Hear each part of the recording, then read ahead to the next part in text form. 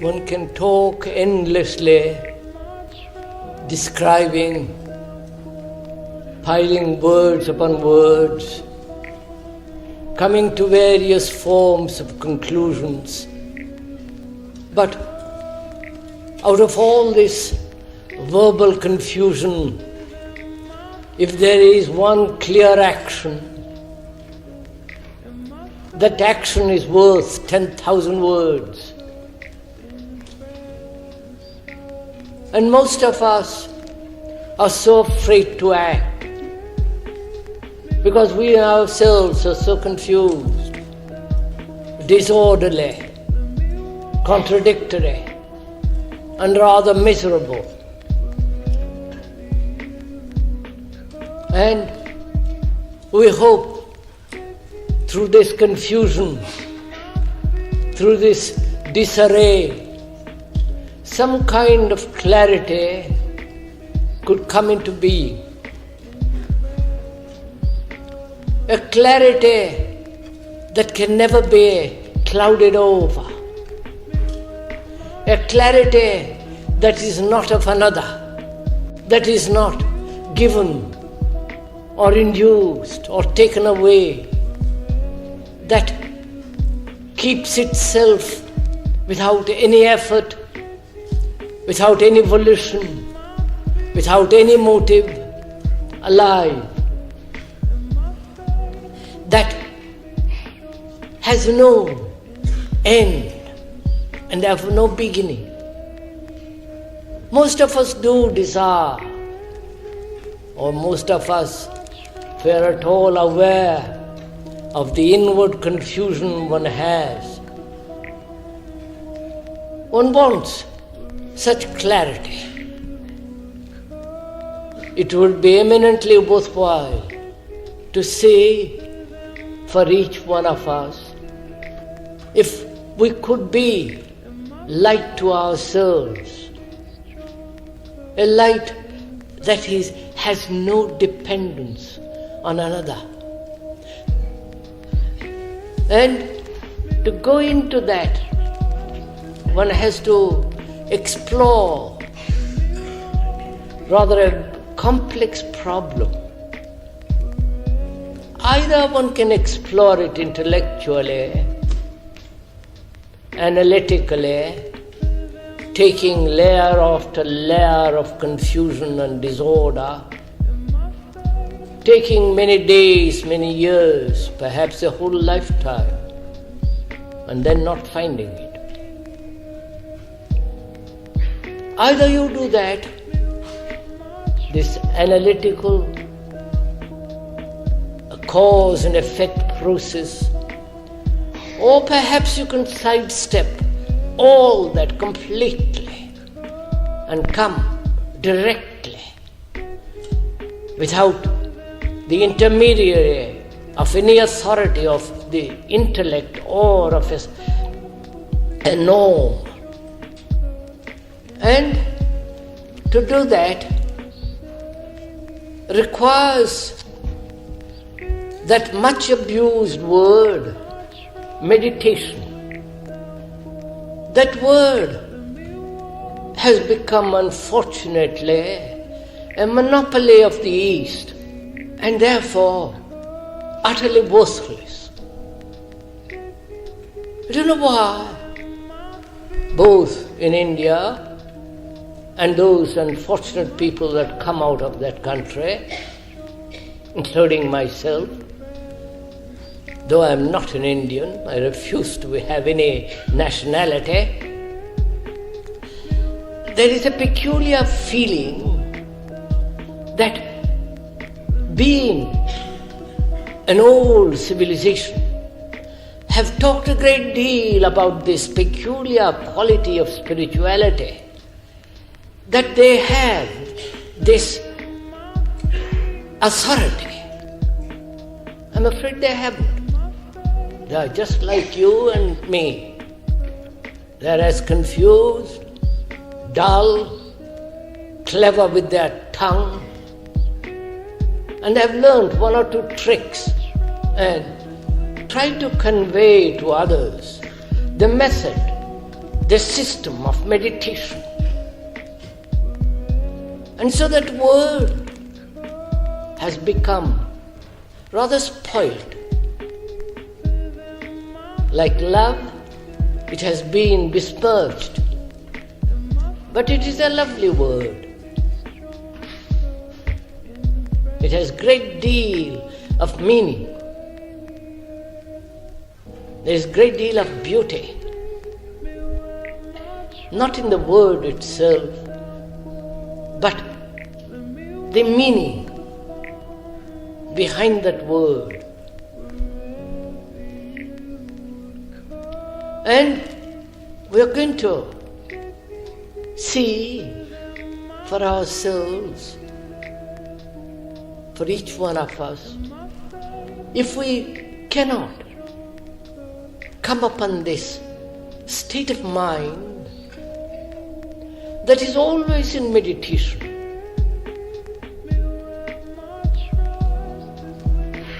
to lay the foundation for that meditation, one must understand what living is. Living and dying. The understanding of that life and the extraordinary meaning of death is meditation. Not searching out some deep mystical experience. Not as it is done in the East, a repetition of words, as also the Catholics and others do. A constant repetition of a series of words, however hallowed, however ancient, that only makes the mind quiet, but also it makes the mind rather dull, stupid, mesmerized. Might just as well take a tranquilizer, much easier. So that is not meditation.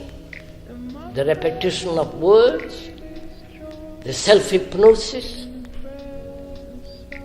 the following of a system or a method. I think we should be very clear about these two facts, experience and following a method, a system that promises a reward of vast transcendental experience and all that silly nonsense. When one talks about experience, the word itself means, does it not, to go through something, to be pushed through.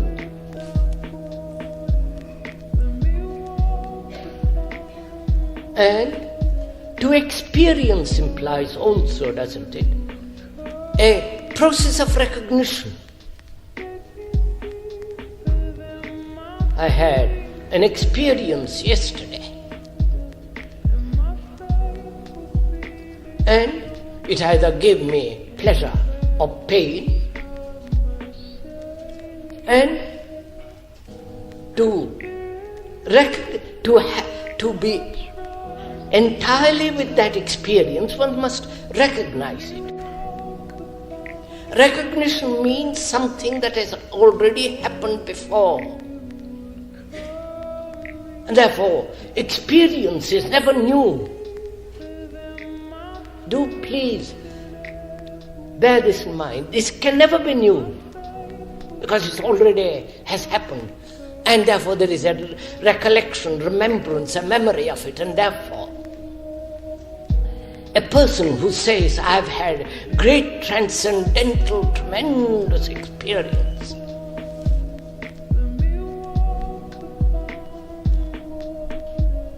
such a person is obviously either exploiting others because he thinks he has a marvelous experience, which is already has happened, therefore it's utterly old. Or a person who says, I have had most extraordinary spiritual experience, wants to exploit others.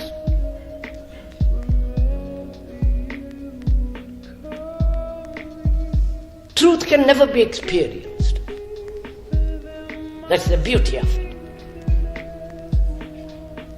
Because it's always new. It's never what has happened yesterday.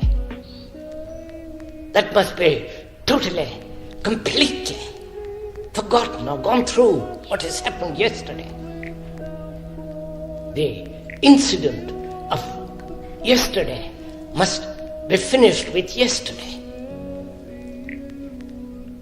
But to carry that over as an experience to be measured in terms of achievement, to convey to others that one has something extraordinary to impress, to carry, to convey, to convince others, seems to me so utterly silly. So one must be very cautious, guarded about this world experience. Because you can only experience and remember that experience only when it has already happened to you. That means there must be a center, a thinker, an observer who retains, holds the thing that is over, and therefore something already dead, and therefore nothing new. It's like a Christian steeped in his particular conditioning, burdened with 2,000 years of propaganda. When he perceives or has a vision of his Savior, whatever he may call him, it is merely a projection of what has been his own conditioning, his own wish, his own desire. It's the same in the East. Their own particular Krishna or whatever that is. So one must be tremendously cautious about this word.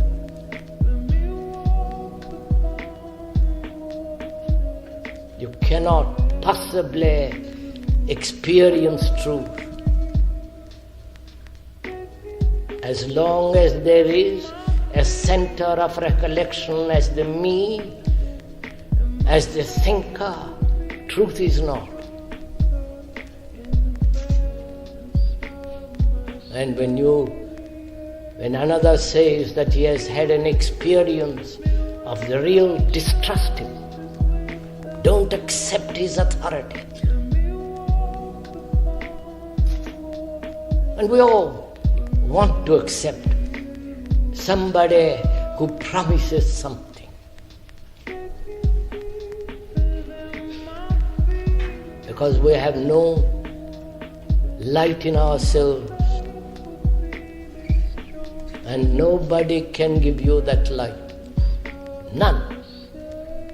No guru, no teacher, no savior, no one. Because we have accepted so many authorities in the past. We have put our faith in others. Either they have exploited us, or they have utterly failed. So one must distrust, deny all spiritual authority. Nobody can give us this light that never dies. And the other thing is this acceptance of authority,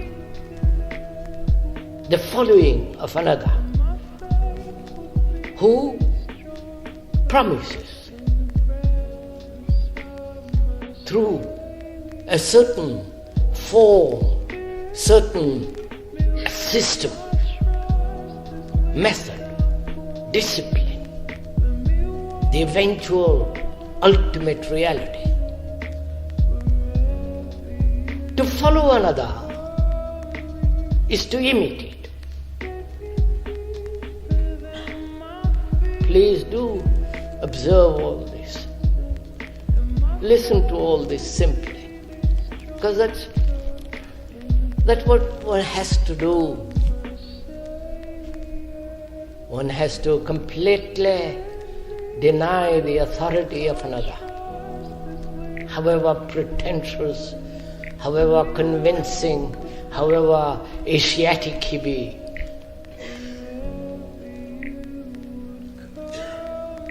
To follow implies not only the denying of one's own clarity, one's own investigation, one's own integrity and honesty, but also it implies that your motive in following is the reward, and truth is not a reward.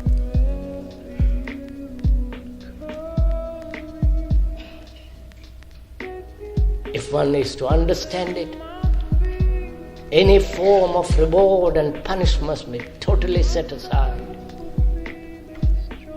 Authority implies fear,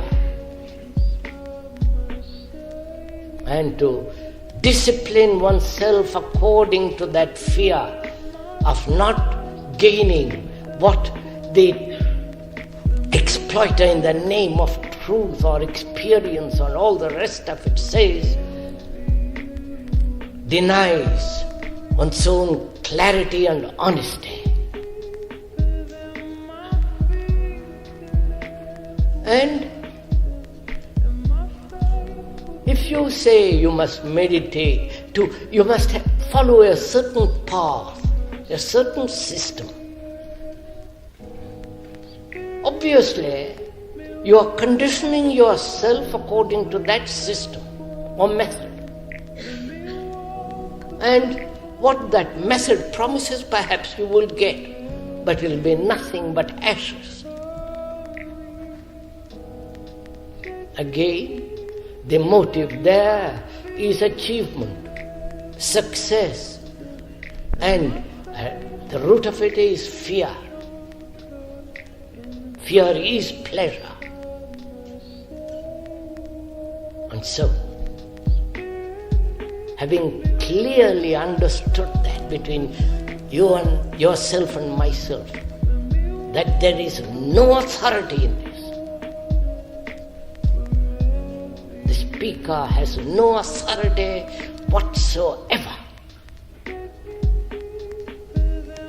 And he is not trying to convince you of anything. Or asking you to follow. You know, when you follow somebody, you destroy that somebody. The disciple destroys the master, and the master destroys the disciple. You can see this happening historically in daily life. When the wife or the husband dominate each other, they destroy each other. In that there is no freedom, there is no beauty, there is no love. So having laid that clearly then we can proceed to meditate about life, about death, about love. Because if we do not lay the right foundation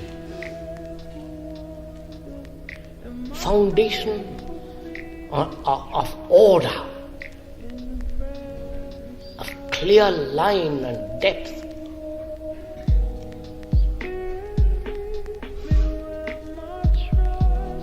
then thought must inevitably become tortuous, deceptive, unreal, and therefore valueless. So, the laying of this order, this foundation, is the beginning of meditation.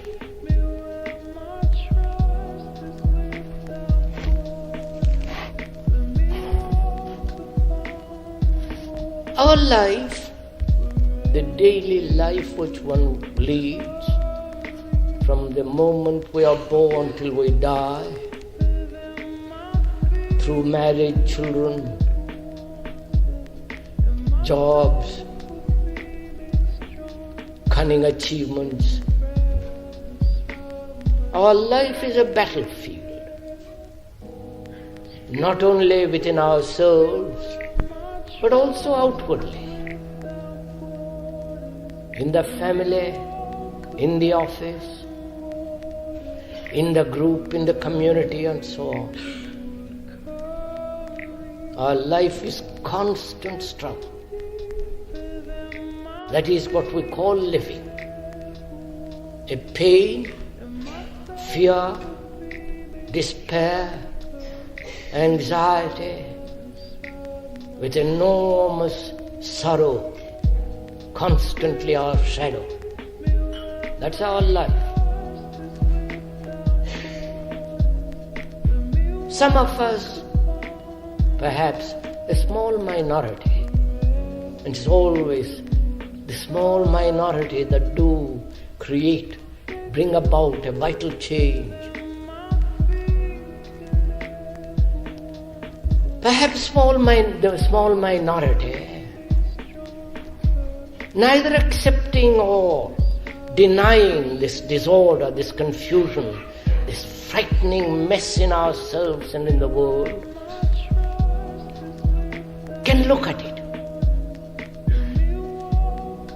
can observe this disorder without finding external excuses, though there are external causes for this confusion. To observe this confusion, to know it, not only at the conscious level, but also at the deeper level. You know, a great deal, especially in the West, has been written about the unconscious.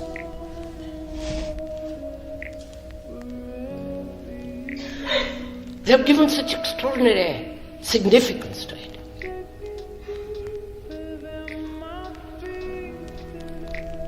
It is as trivial, as shallow as the conscious mind. You can observe it yourself. Not according to any specialist.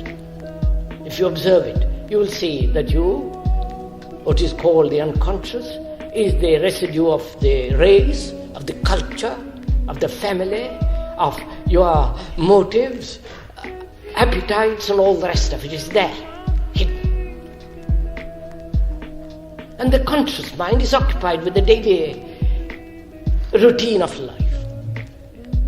Going to the office, the sex motives, all the rest of it. And to give importance to one or to the other seems to me so utterly empty.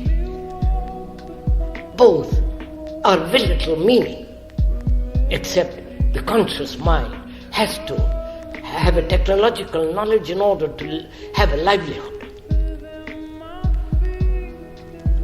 And this constant battle,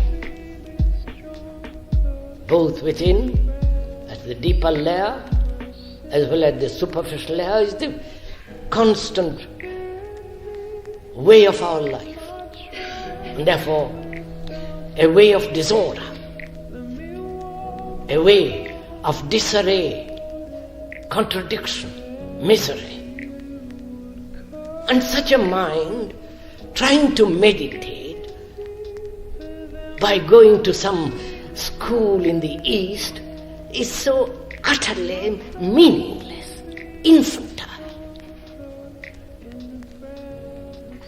And so many do, as though they can escape from life, put a blanket over their misery and cover it up. So, meditation is bringing about order in this confusion. Not through effort, because every effort distorts the mind. That one can see. To see truth, mind must be absolutely clear, without any distortion, without any compulsion, without any direction.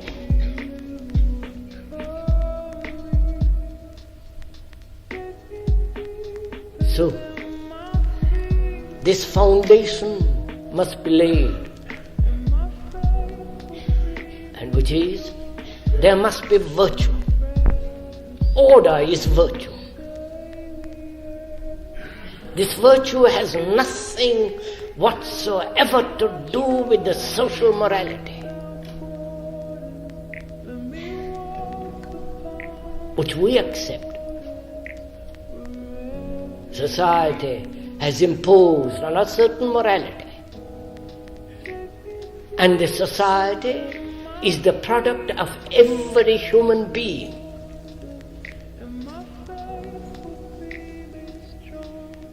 Society, with its morality, says you can be greedy, you can kill another, in the name of God, in the name of your country, in the name of an ideal. You can be competitive, you can be greedy, envious, monstrous, within the law.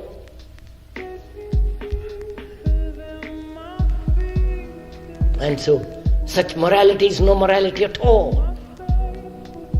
You must totally deny that morality within yourself in order to be virtuous. And that's the beauty of virtue. Virtue is not a habit. It is a thing that you practice day after day in order to be virtuous.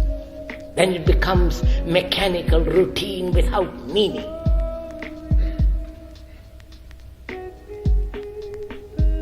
But to be virtuous means, does it not, to know what is disorder? The disorder, which is this contradiction within ourselves, this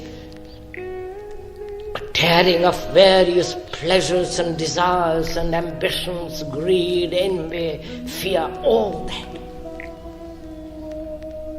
Those are the causes of disorder within ourselves and outwardly.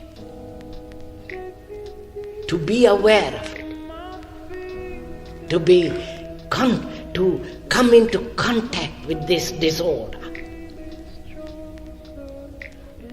And you can only come into contact with it when you don't deny it, when you don't find excuses for it, when you don't blame others for it.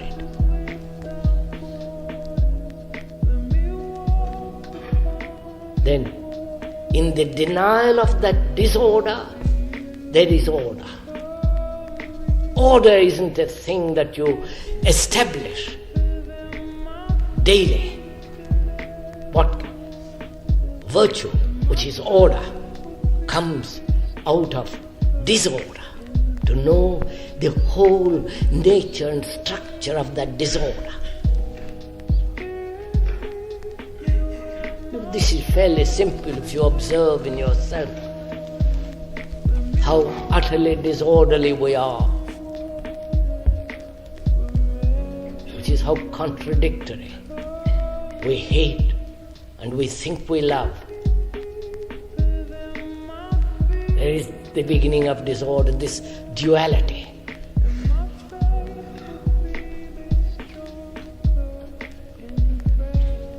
And virtue is not the outcome of duality. Virtue is a living thing to be picked up daily, not the repetition of something which you called virtue yesterday. And that becomes mechanical, worthless. So there must be disorder. There must be order. And that's part of meditation.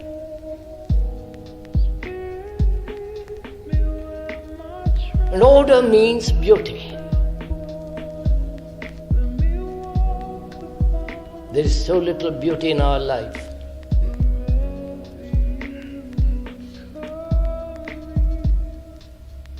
And beauty is not man-made. It's not in the picture, however modern it is or however ancient. It's not in the building, in the statue, in the cloud or on the leaf or on the water. Beauty is where there is order. A mind that's utterly unconfused, that is absolutely orderly. And there can be order only when there is total self-denial, when the me has no importance whatsoever. And the ending of the me is part of meditation. That is the major, the only meditation. And also, we have to understand another phenomena of life, which is death.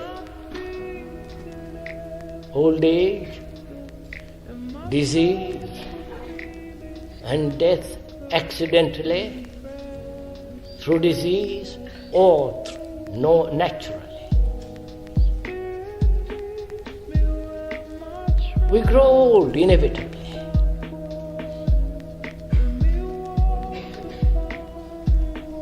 And that age is shown in the way we have lived our life.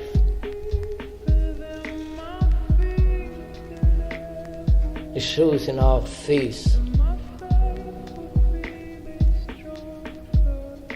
how we have satisfied crudely, brutally our appetites. We lose sensitivity. The sensitivity that one has had when one is very young, fresh, innocent. And as we grow older, we become insensitive, dull, unaware, and gradually enter the grave. So there is old age, and there is this extraordinary thing called death, of which most of us are dreadfully frightened. If we are not frightened, we have rationalized this phenomena intellectually and have accepted the edicts of the intellect. But it's still there.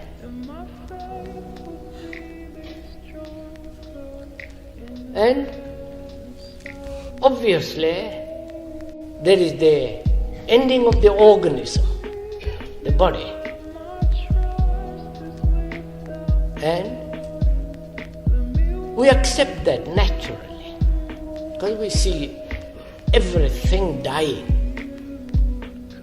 But what we do not accept is the psychological ending. The me, with the family, with the house, with the success, the things I have done, the things I have to do, the fulfillments and the frustrations, and there's something more to do before I end. And the psychological entity, the me, the I, the soul, the various four words that we give to this center of myself as my being, we are afraid that will come to an end.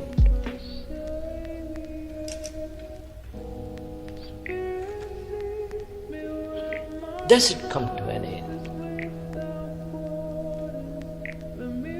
Does it have a continuity?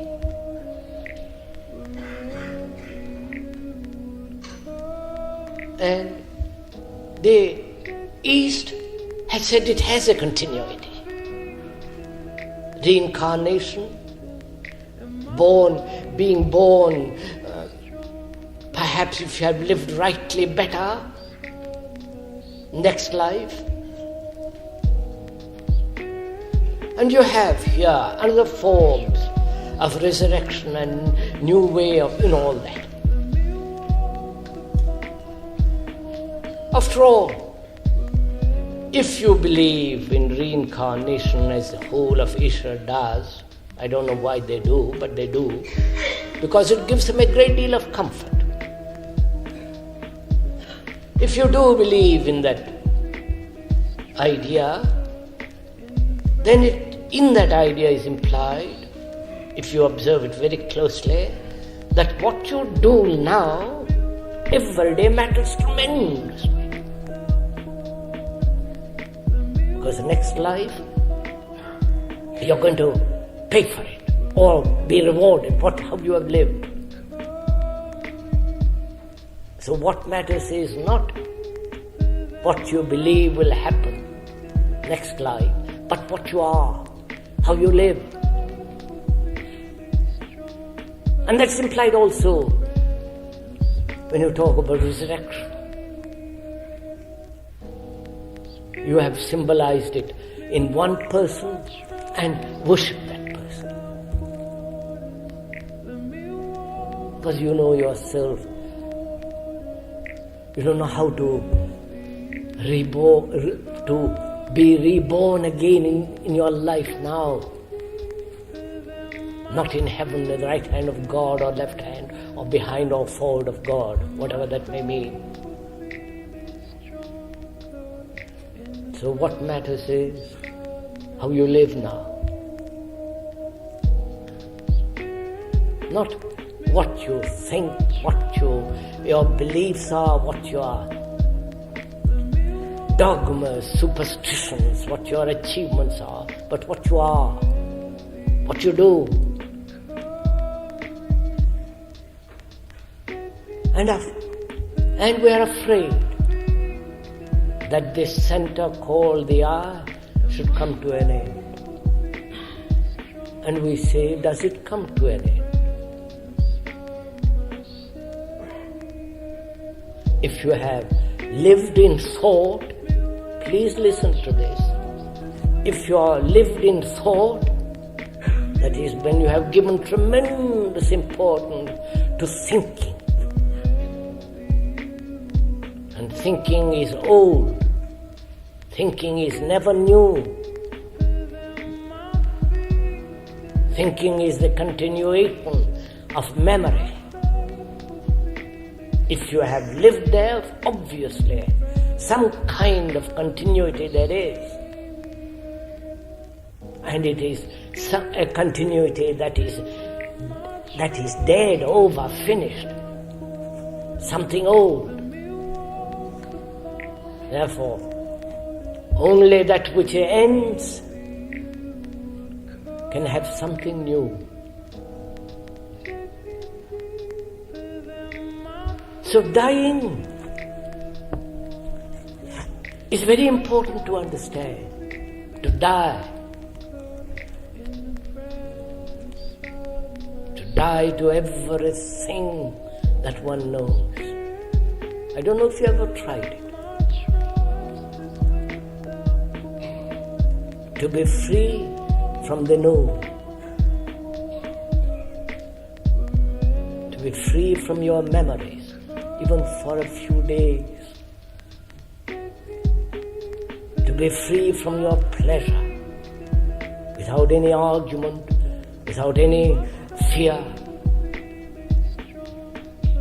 To die to your family, to your house, to your name, to become completely anonymous.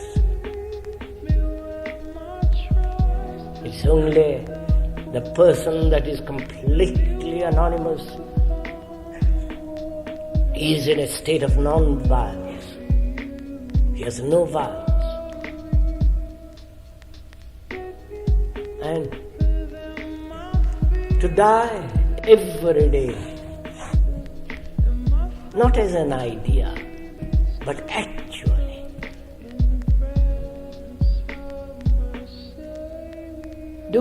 Do it sometime.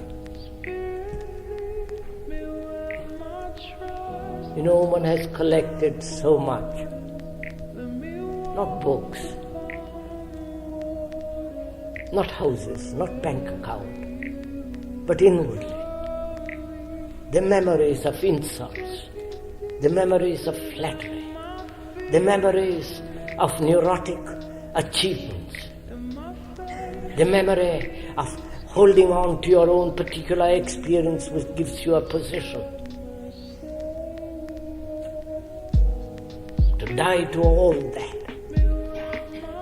Without argument, without discussion, without any fear, just to give it up. Do it sometime, you'll see.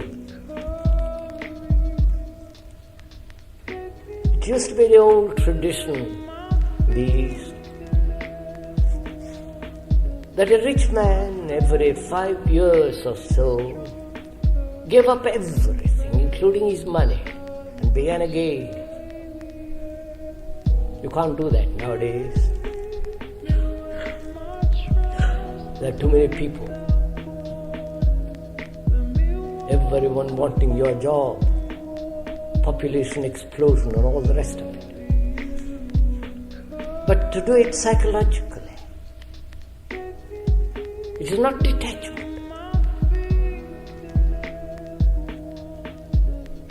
It's not giving up your clothes, your wife, your husband, or your children, or your house.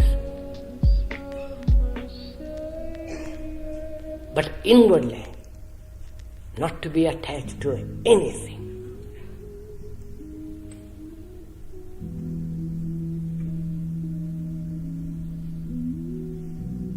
In that there is great beauty. After all, it is love, isn't it? Love is not attachment. When there is attachment, there is fear. And fear inevitably becomes authoritarian, possessive, oppressive, dominating.